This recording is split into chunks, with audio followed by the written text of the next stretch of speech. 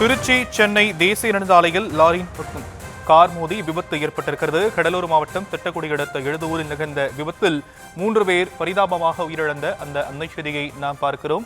விவரங்களை நம்முடைய செய்தியாளர் நவேந்திரன் வழங்க நாம் கேட்கலாம். நவேந்திரன், இந்த விபத்து எப்போ நடந்தது? விவரங்கள். வணக்கம் ஷாம்.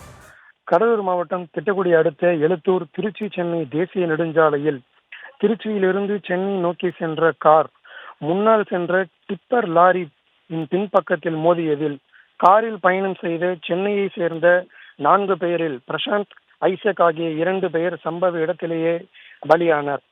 சம்பவ இடத்திற்கு வந்த ராமநாதம் போலீசார் உயிருக்கு ஆபத்தான நிலையில் இருந்த கருணன், கிரி ஆகிய 2வரை மீட்டு பெரம்பலூர் அரசு மருத்துவமனைக்கு அனுப்பி வைத்தனர். அதில் சிகிச்சை பலனின்றி கருணன் என்பவர் உயிரிழந்துள்ளார்.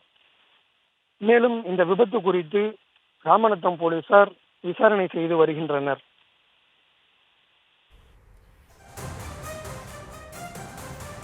தற்போதைய விவரங்களுக்கு நன்றி நவேந்தர்.